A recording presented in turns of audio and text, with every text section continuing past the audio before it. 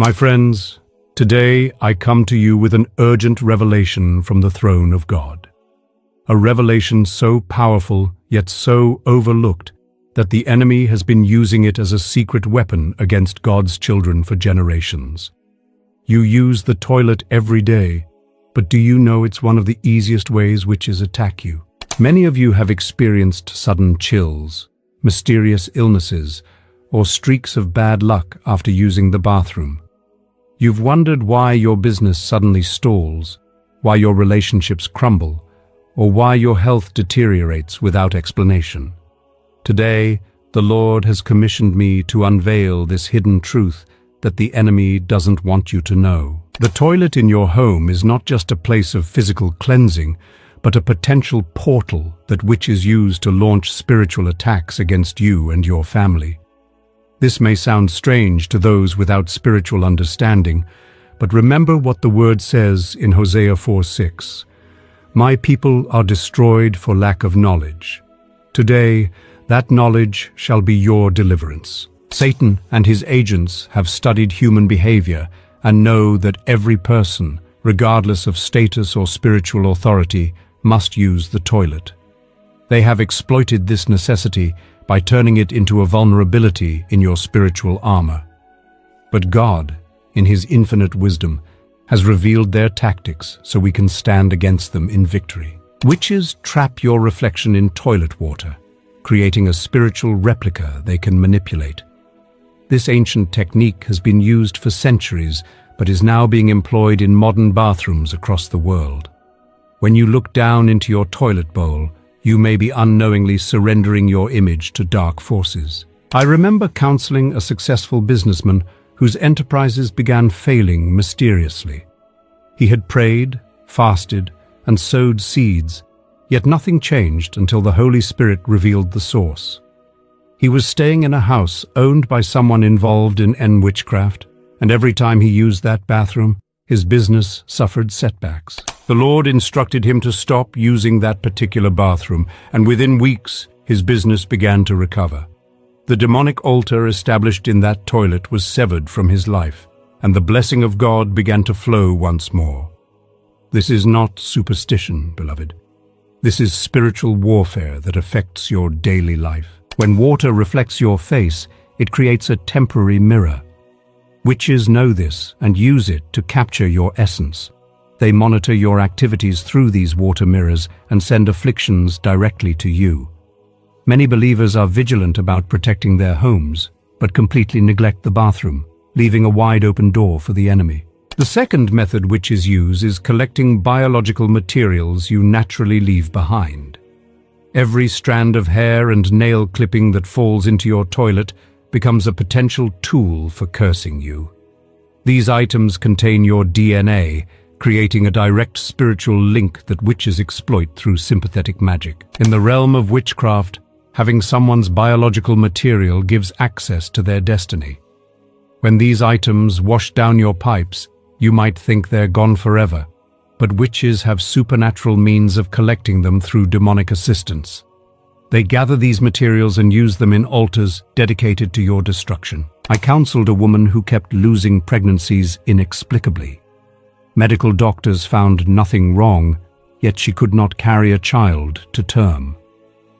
During a powerful deliverance session, the Holy Spirit revealed that a jealous co-worker had been collecting her hair from the workplace bathroom and using it in rituals against her womb. After we broke that curse and anointed her bathroom at home, she conceived within months and carried her baby to full term. Today, she has 3 beautiful children and a powerful testimony of God's deliverance. The enemy's plan was thwarted once the secret attack through the toilet was exposed by the light of God's revelation. Perhaps most disturbing is how witches use the residual gases from human waste to brew potions and concoctions. When you flush your toilet, you're not just disposing of waste. You may be activating spiritual traps set by those practicing the dark arts. The flush creates a spiritual vortex that can release bound demons. These practitioners of darkness even go to places where livestock waste is dumped to extract special gases for their evil brews. They understand spiritual chemistry that most believers ignore. They prepare these concoctions and place them beneath toilet lids or in the water tanks where you cannot see them. After applying these potions, demonic spirits gain entrance through your plumbing system. They move from the sewers into your home, attaching themselves to family members who use the affected toilets.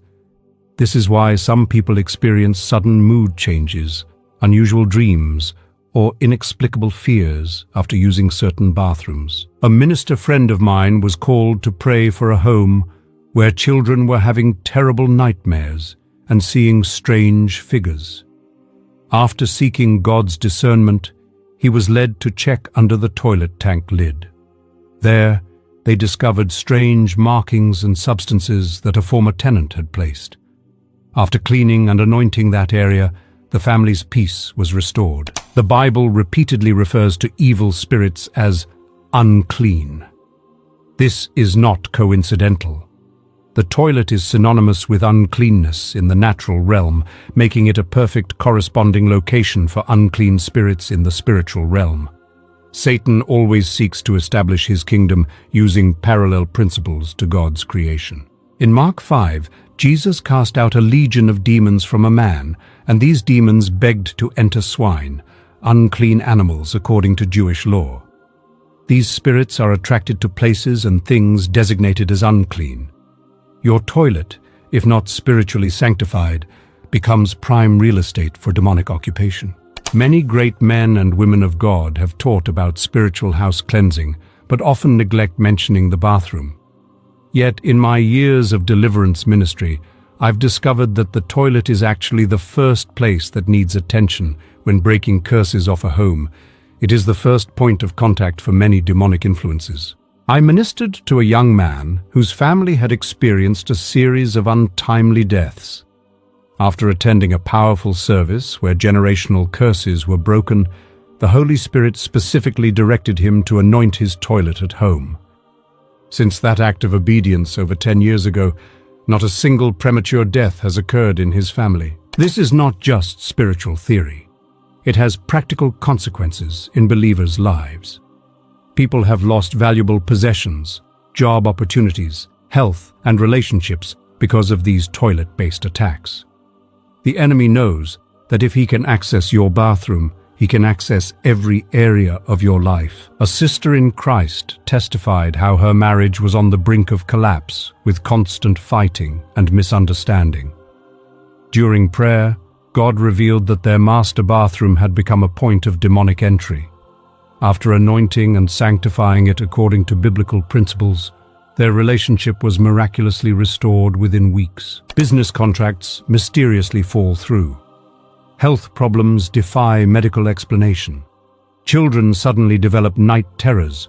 Couples find intimacy impossible. All these can be symptoms of toilet witchcraft at work in your home. The attack is strategic because it affects the place you must use multiple times daily. Remember, Satan doesn't announce his strategies with loud declarations. He works subtly, hoping you'll attribute these problems to natural causes or bad luck. But as soldiers in God's army, we are called to be vigilant and not ignorant of the enemy's devices. 2 Corinthians 2:11 reminds us not to be unaware of Satan's schemes. Now that you understand the problem, let me share the powerful solutions God has provided. Just as the children of Israel applied blood to their doorposts for protection from the destroyer, you too can apply spiritual principles to safeguard your bathroom and entire household from these toilet-based attacks. First, anoint your toilet with blessed oil. Just as we have altars or sacred places in our homes and churches, designate your toilet as a place of God's presence rather than demonic activity. Use anointing oil and pray over every part: the bowl, the tank, the seat, even the pipes if accessible. Do this regularly as part of your home cleansing routine. When traveling, carry a small vial of anointing oil and quickly sanctify hotel bathrooms or public toilets before using them. This may seem unusual to the natural mind, but in the spirit realm, it creates a protective barrier against attacks. Remember how Daniel continued his prayer routine despite the king's decree. Some spiritual disciplines require boldness. Second, apply what Scripture calls the blood of sprinkling. Hebrews 12:24 speaks of the blood of Jesus that speaks better things than the blood of Abel. While we don't use literal blood, we spiritually apply Christ's blood through faith declarations. Speak the covering of Jesus' blood over your toilet to disinfect every demonic residue. Witches often apply their concoctions beneath the lid of the toilet or inside the tank where you don't regularly look.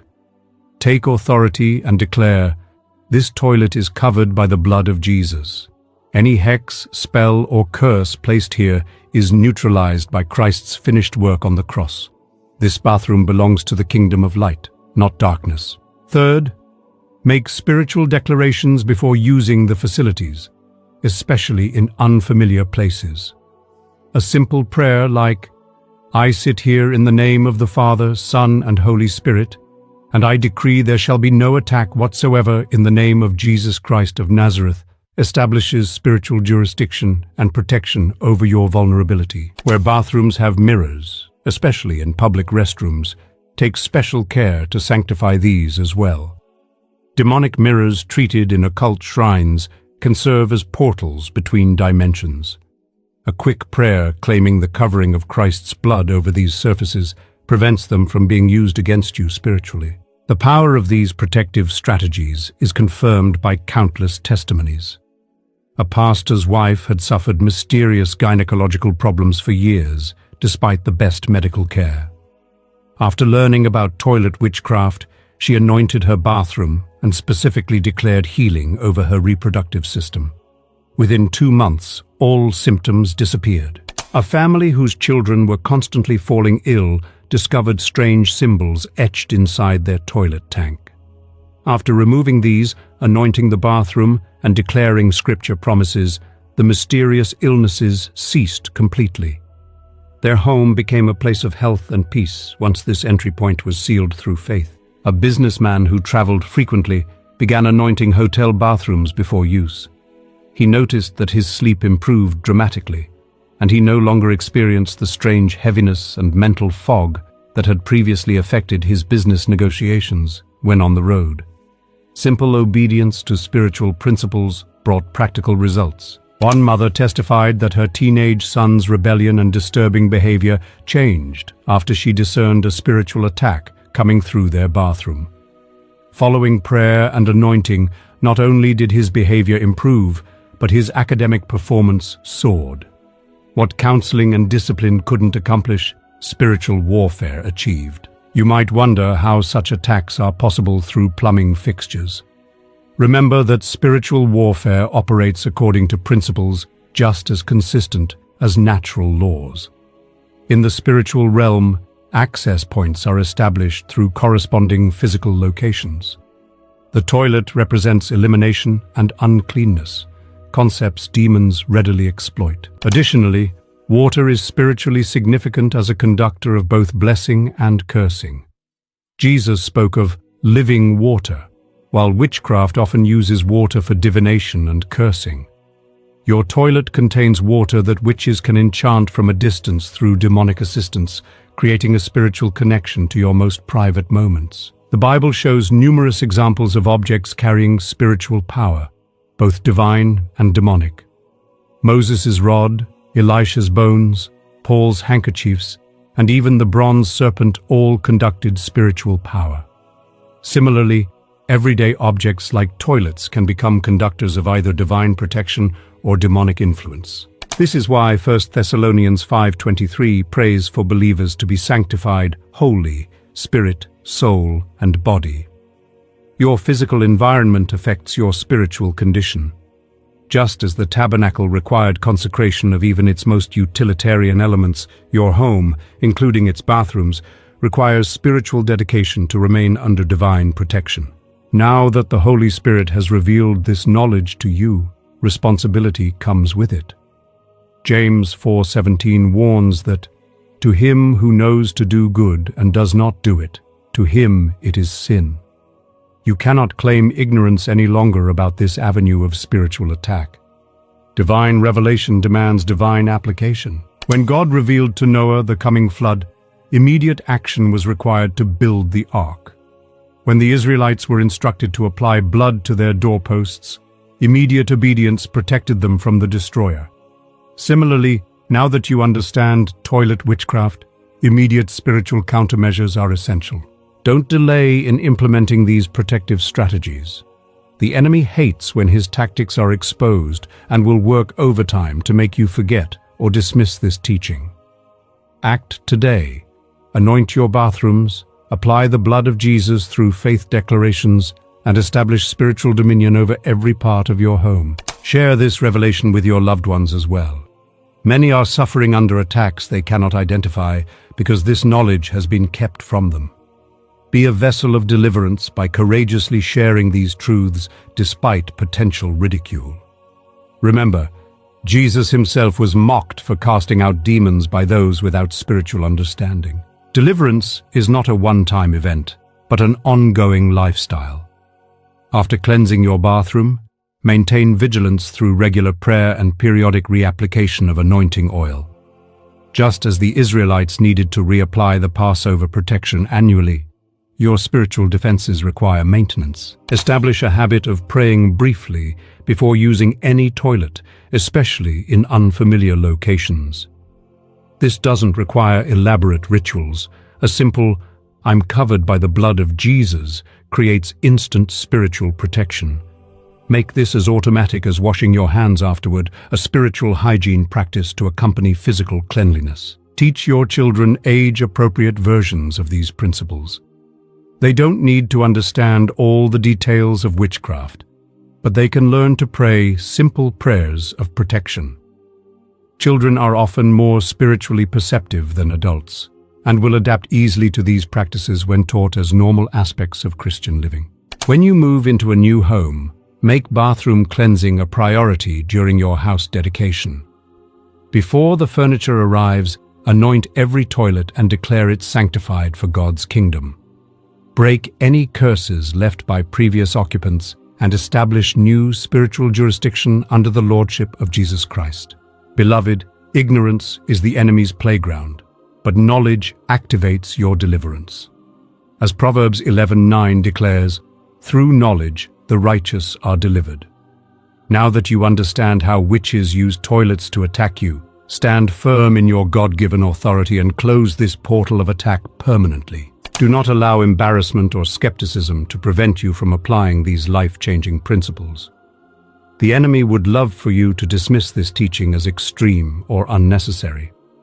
But those who have experienced the freedom that comes from addressing this area of vulnerability can testify to its biblical validity and effectiveness. In closing, I pray in the mighty name of Jesus Christ that every weapon fashioned against you through toilet witchcraft is immediately rendered powerless. I declare that the blood of Jesus now cleanses every bathroom you use from all demonic influence, assignment, or monitoring spirit. Your toilets are now sanctified as places of physical and spiritual cleanliness. I break every hex, spell, curse, or enchantment placed on your bathrooms in Jesus' name. I command every demon assigned to attack you through these means to depart. If God is love, he is, by definition, something more than mere kindness, and it seems, according to all records, although he has frequently reproved and condemned us, he has never regarded us with contempt. He has paid us the intolerable compliment of loving us, in the deepest, most tragic, and most inexorable sense. The relationship between creator and creature is naturally unique and cannot be compared to any other relationships between one creature and another. God is both more distant and closer to us than any other being. He is more distant from us because the complete difference between what has, its principle of existence in himself, and what has existence being transmitted to it, is such that compared to it, the difference between an archangel and a worm is practically insignificant. He makes, we are made. He is the original, we the derivatives. But at the same time, and for the same reason, the intimacy between God and even the smallest of creatures is closer than any other that creatures can achieve with each other. Excerpt from the book, The Problem of Pain. All excerpts used in this video were taken from this book. Dear brothers and sisters in Christ, welcome to another video of Soulful Devotions. Well, how can you know what God is saying to you? In this video, I will talk about 3 specific ways in which God will communicate a no to you when you have a prayer request or a burning question. You want Him to answer. It is natural for us to pray for what we most desire with all our hearts. But the Bible says in 1 John 5 verses 14-15, this is the confidence we have in approaching God, that if we ask anything according to His will, He hears us. And if we know that He hears us, whatever we ask, we know that we have what we asked of Him. However, pay attention. It is not because we ask with all our hearts that we will receive it. These verses say according to His will, so do not expect that whenever you have something deeply desired in your heart, it will be granted, for we must understand that in His plans everything is perfect and in His time. Well, you will understand what I am talking about as soon as this video ends. First point. If you need to force something to happen, it probably indicates that God is saying no. Lewis tells us the call, however, is not only for prostration and reverence, but for a reflection of divine life, a participation of the creature in the divine attributes that is far beyond our present desires.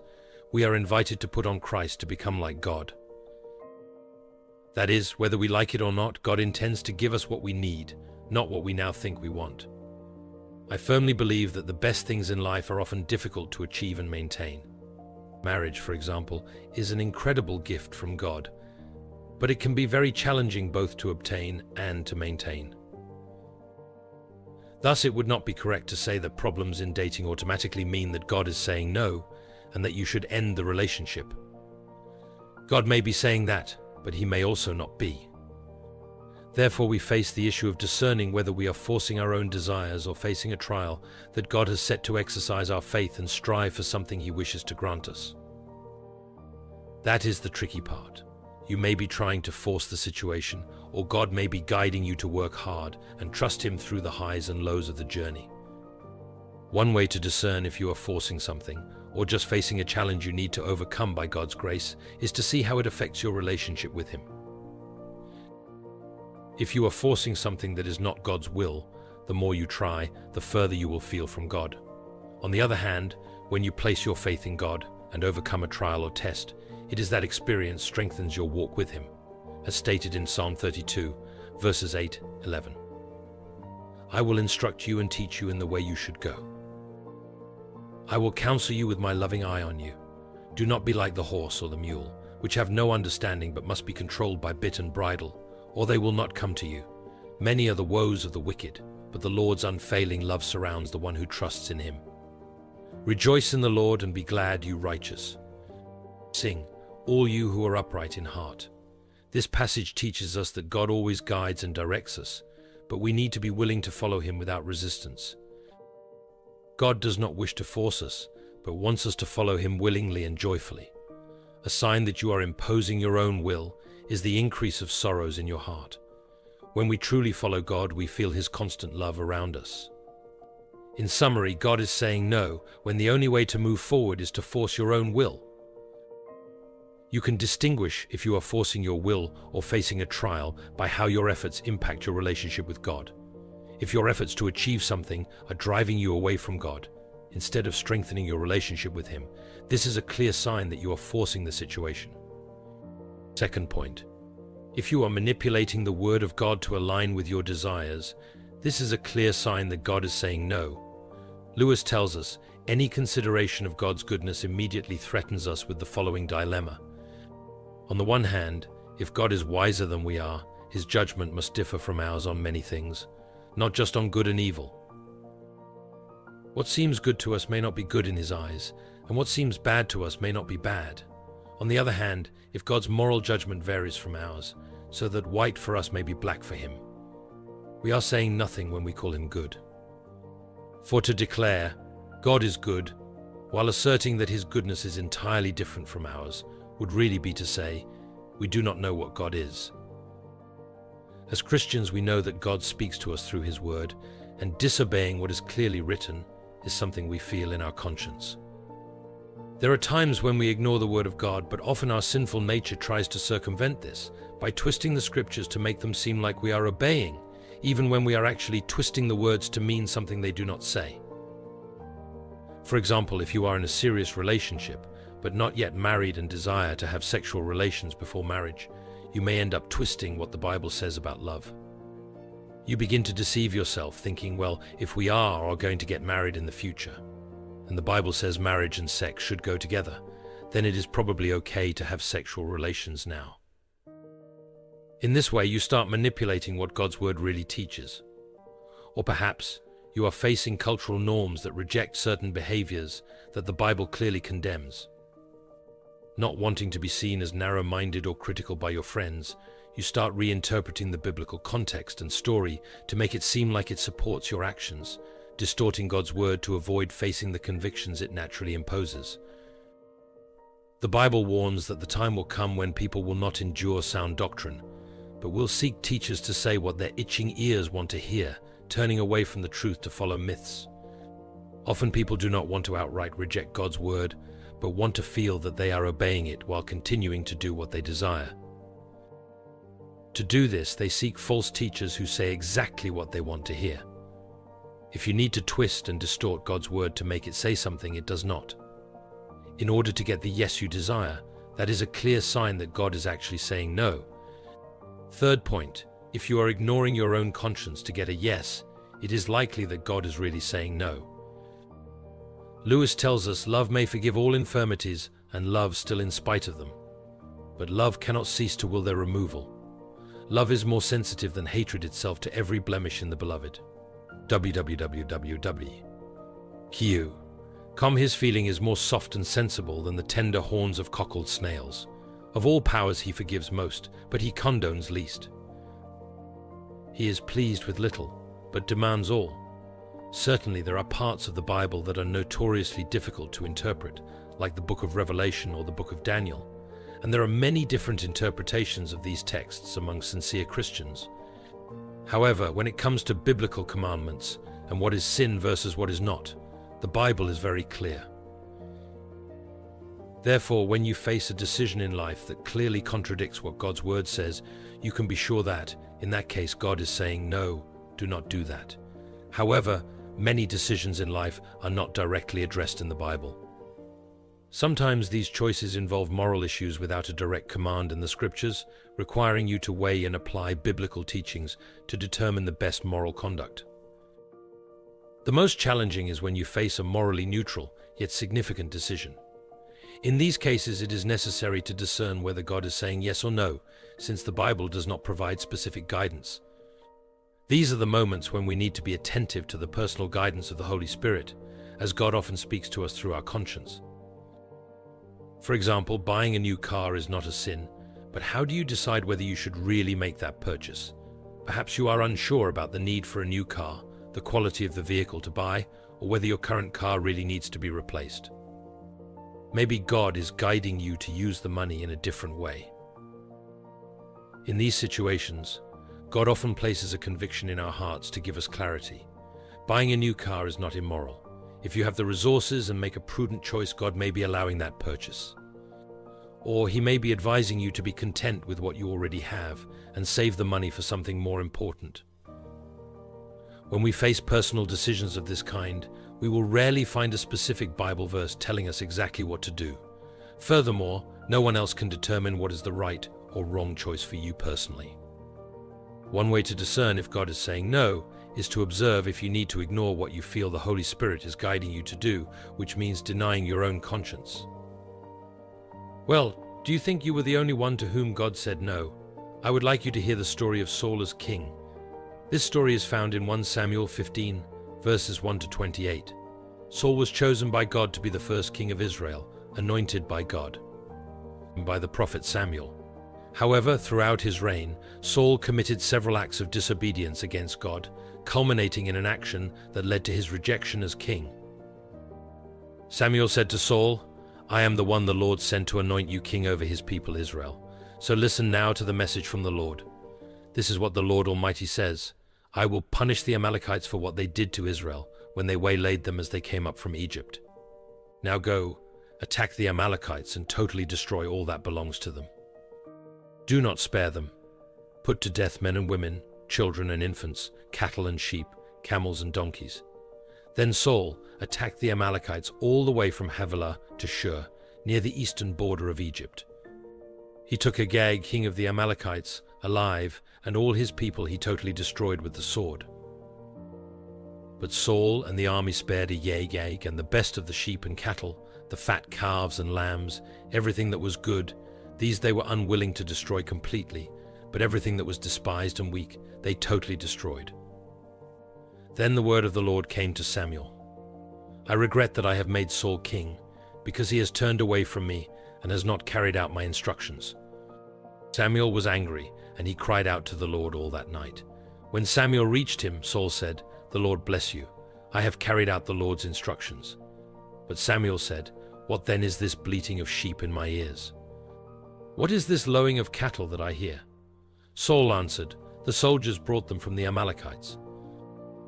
They spared the best of the sheep and cattle to sacrifice to the Lord, your God, but we totally destroyed the rest."